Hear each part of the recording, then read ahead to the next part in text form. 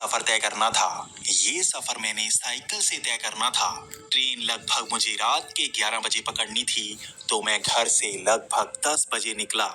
घर से निकलने से पहले मुझे मेरे पापा ने यही कहा था कि रात के वक्त सुनसान से जा रहे हो, इसलिए परफ्यूम लगाकर मत जाना। मैंने उनसे कहा कि परफ्यूम लगाकर जाने में क्या प्रॉब्लम है, तो उन्होंने कहा कि परफ्यूम लगाना या रात को दूध पीकर बाहर जाना, इससे भूत प्रेत पीछे लग जाते हैं, इसीलिए बुजुर्गों ने ये करने से मना किया है। मैं वैसे भूत प्रेतों पर यकीन नहीं करता था, इसीलिए मैंने पापा को कहा कि आप सो जाइए, मैं चला जाऊंगा। मैं एक छोटे से गांव में रहता हूँ और यहाँ से एक सुनसान से निकलकर मुझे शहर की तरफ जाना पड़ता है। वैसे मैं रात के समय कभी शहर नहीं जाता, लेकिन इस बार मुझे ट्रेन पकड़नी थी, इसीलिए मैं रात के 10 बजे निकलने वाला था। जब पापा अपने कमरे में चले गए, तो मैंने चुपके से परफ्यूम उठाया और खुद को लगा लिया। मैं सोच रहा था कि यहाँ से जाना है तो अच्छे से सज धज कर जाऊंगा और परफ्यूम लगाकर जाऊंगा। मैं पुरानी बातों को नहीं मानता। ऐसे ही मैंने परफ्यूम लगाया और मैं जल्दी से बाहर निकला। मैंने साइकिल उठाई और मैं चलने लगा। वहां से मैंने आवाज लगाई कि पापा, दरवाजा अंदर से बंद कर लो। पापा वहीं खड़े देख रहे थे। वो मेरी तरफ घूर रहे थे। शायद उनको परफ्यूम की स्मेल आ गई होगी, लेकिन मैंने तेजी से साइकिल उठाई और वहां से निकल गया। ऐसे ही मैं धीरे धीरे रास्ता नापने लगा। मेरे पास 1 घंटा था। वैसे भी साइकिल से आधे घंटे का सफर था वो। तो मैं धीरे धीरे साइकिल चलाने लगा। गांव से निकलते ही मैं उस सुनसान में पहुंचा। रात के वक्त मैं यहाँ से कभी नहीं निकलता। वैसे भी यहाँ पर कहानियां सुनाई जाती हैं कि यहाँ पर भूत प्रेत रहते हैं, लेकिन मैं कई बार यहाँ से निकल चुका था, मुझे ऐसा कभी महसूस नहीं हुआ। शायद मैं कभी यहाँ पर रात को नहीं आया इसलिए, लेकिन मैं भूत प्रेत पर यकीन नहीं करता, इसीलिए मैं गाना गुनगुनाते हुए वहां से निकलने लगा। ऐसे ही मैं वहां से जा रहा था, लेकिन तभी जैसे मेरी साइकिल की चेन उतर गई। ये हर रोज का काम था। मेरी साइकिल कभी कभी मुझे खराब करती थी, तो मैं साइकिल की चेन ठीक करने लगा। जैसे ही मैंने साइकिल का स्टैंड लगाया और साइकिल की चेन में ठीक करने लगा, तभी मुझे ऐसा लगा जैसे कोई मेरे पास से निकला हो। मैंने पीछे मुड़कर देखा, वहां पर कोई नहीं था। थोड़ी देर बाद जैसे मुझे घुंघरू की आवाज सुनाई दी। अब मुझे थोड़ा सा डर लग रहा था। मुझे पापा की याद आ रही थी। पापा ने कहा था कि परफ्यूम लगाकर मत जाओ। वैसे भी इस इलाके पर भूत प्रेतों का साया कहा जाता है। तो मैंने जल्दी से साइकिल की चेन ठीक की और मैं साइकिल पर बैठा और वहां से निकलने लगा। जैसे ही मैंने साइकिल तेज की और मैं वहां से निकलने लगा, मुझे ऐसा लगा जैसे कोई पीछे बोल रहा हो। मैंने पीछे मुड़कर नहीं देखा और मैं बड़ी ही तेजी से वहां से निकल गया। वहां पर पीछे से घुंघरू की आवाजें आ रही थी। वैसे मेरी साइकिल भी काफी आवाज करती थी, तो मुझे साफ साफ सुनाई नहीं दे रहा था। मुझे लगा कि मुझे भ्रम हुआ होगा। इसी तरह मैंने वो सुनसान रास्ता नाप लिया और मैं शहर पहुंच गया। मैं सीधा ही वो ट्रेन स्टेशन पर पहुंच गया। वहां पर ट्रेन आने ही वाली थी। मेरे दोस्त का घर वहीं ट्रेन स्टेशन के पास था, तो मैं वहां गया और मैंने साइकिल अपने दोस्त को दे दी। मैं भागता हुआ ट्रेन स्टेशन पर गया और वहां पर मैंने टिकट ली। ट्रेन बस 5 मिनट ही दूर थी और पूरा स्टेशन खाली था। मैं वहां पर बैठ गया। मैं ट्रेन का इंतजार कर रहा था। तभी मुझे ऐसा लगा जैसे मेरे कंधे के पास कोई निकला हो। मुझे हवा सी महसूस हुई। जैसे ही मैंने पीछे मुड़कर देखा, वहां पर कोई नहीं था। ये बड़ी ही अजीब सी बात थी। फिर से मुझे ऐसा एहसास हुआ जैसे कोई मेरे आसपास हो। वैसे भी रात का समय था, तो मुझे लगा शायद मेरा दिमाग ज्यादा चल रहा है। मैं डर रहा हूँ, क्योंकि मैं निकलकर ऐसे ही रास्ते से आया हूँ और वैसे भी आते वक्त मुझे मेरे पापा ने डरा दिया था, तो मैं ऐसे ही हंसने लगा। 5 मिनट बाद वहां पर ट्रेन आ गई और मैं ट्रेन पर चढ़ गया। ट्रेन वहां पर कम ही समय रुकती है और लगता है रात को वो बहुत ज्यादा कम समय रुकती होगी, इसलिए मैं जल्दी से ट्रेन में चढ़ गया। मैंने देखा मेरी पूरी बोगी खाली थी। मुझे लगा चलो कोई बात नहीं, रात का समय है, कोई बोगी में नहीं चढ़ता होगा, इसलिए मैं एक जगह पर जाकर बैठ गया। ऐसे ही ट्रेन चलने लगी। मुझे दूर जाना था और सफर लगभग 6 घंटे का था। 11 बजे वो ट्रेन चल पड़ी। मुझे लगा था सुबह 5 या 6 बजे से पहले मैं वहां पहुंच जाऊंगा, लेकिन ये वक्त रात का था, इसलिए मैं सोना नहीं चाहता था। ये ट्रेन रास्ते में कई जगह रुकती, इसलिए मुझे डर था, हो सकता है कोई चोर उचक्का यहाँ पर चढ़ जाता हो। मुझे यही डर था, इसलिए मैं जाग रहा था। ट्रेन में भी मुझे कई बार ऐसा एहसास हुआ जैसे कोई मेरे पास से निकलता। मुझे कान के पास कोई आवाज सी सुनाई देती। मैं बार बार पीछे मुड़कर देख रहा था, मुझे वहां पर कोई नजर नहीं आता। मैं डर रहा था, हो सकता है कोई भूत प्रेत मेरे आसपास हो। वैसे भी मुझे मेरे पापा की बातें याद आ रही थी।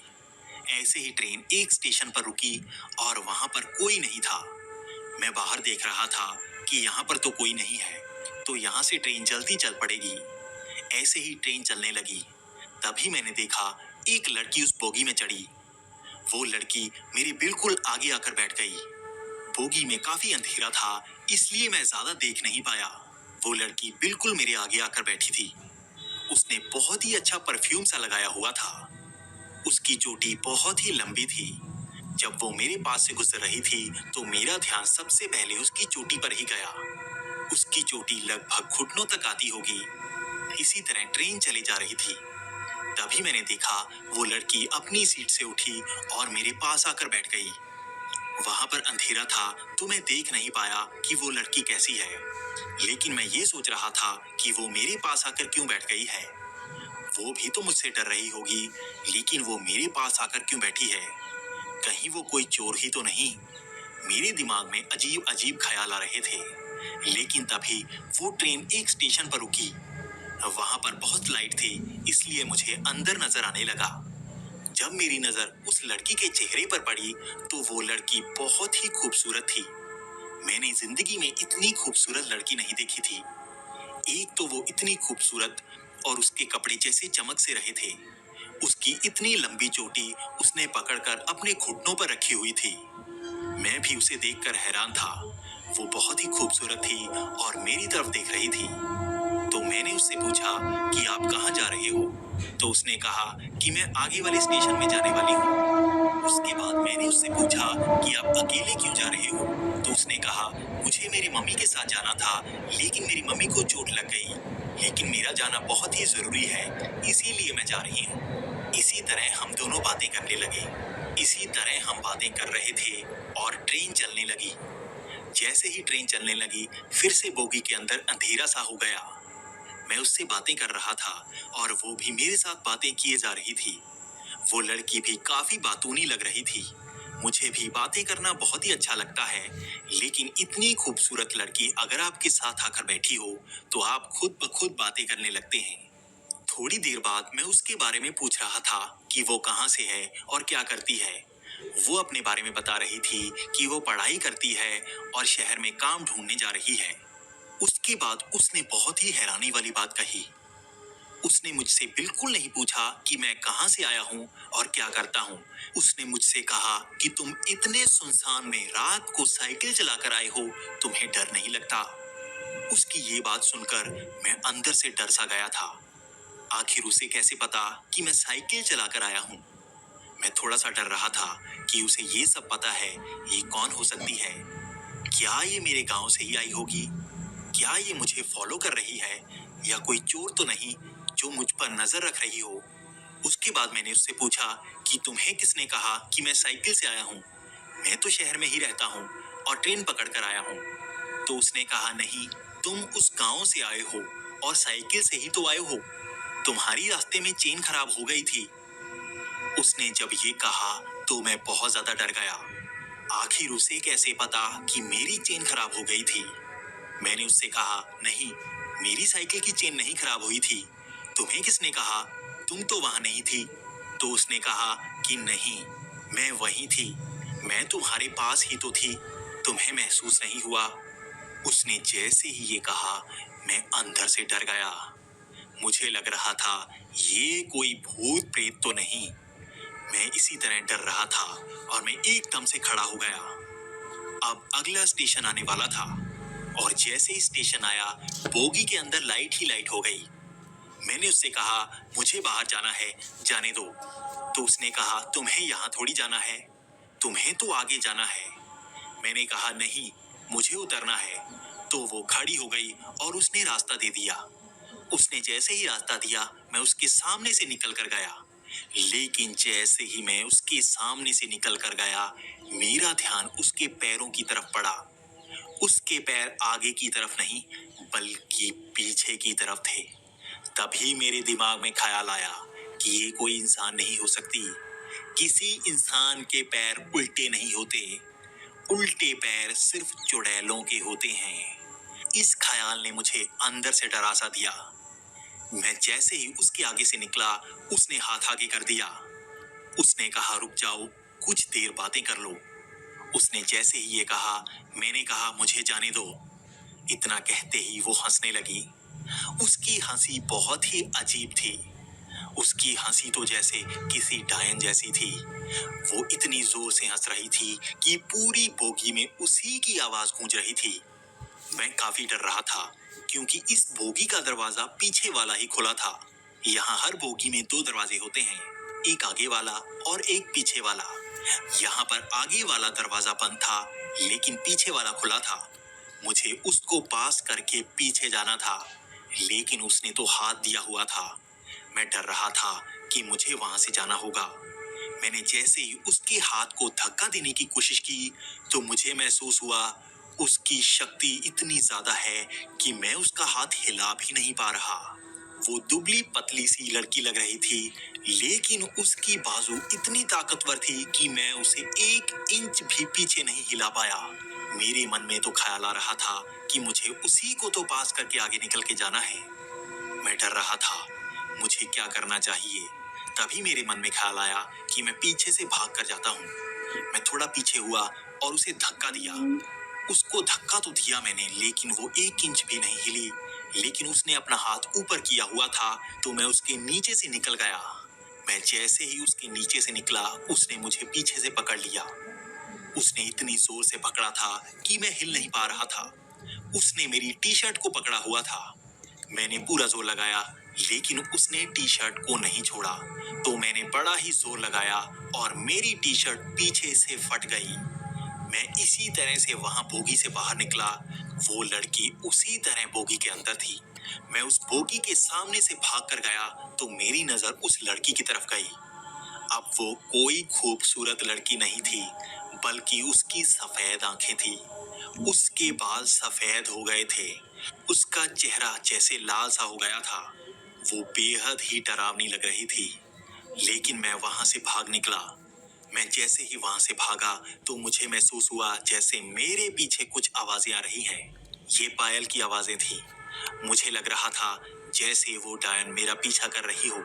मैं वहां से भागता जा रहा था। समय भी आधी रात का था, तो मुझे स्टेशन पर कोई नजर नहीं आ रहा था। मैं वहां से सीधा भाग रहा था। शायद वो भी मेरे पीछे भाग रही होगी। मुझे अब यकीन था ये डायन मुझे उसी सुनसान से फॉलो कर रही होगी।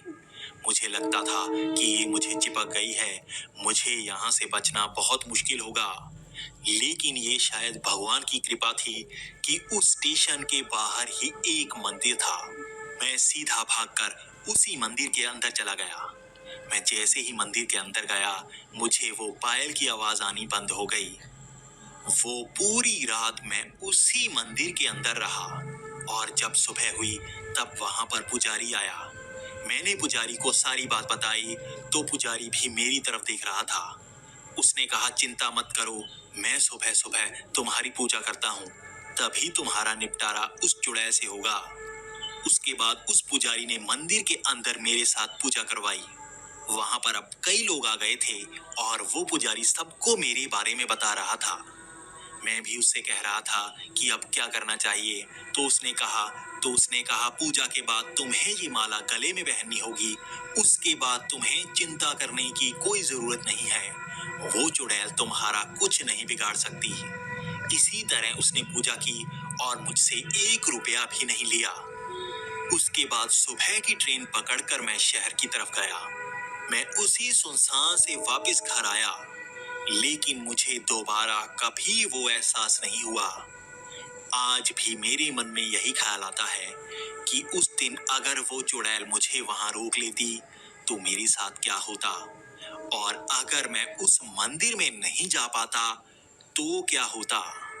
मैंने आज तक उस माला को गले से नहीं निकाला है, और मुझे नहीं पता अगर मैं उस माला को गले से निकालूंगा तो क्या होगा। दोस्तों, आज की कहानी में बस इतना ही। अगर आप किसी खास टॉपिक पर वीडियो देखना चाहते हैं तो कमेंट में जरूर बताएं। अगर आपके पास कोई सच्ची भूतिया घटना है तो हमारे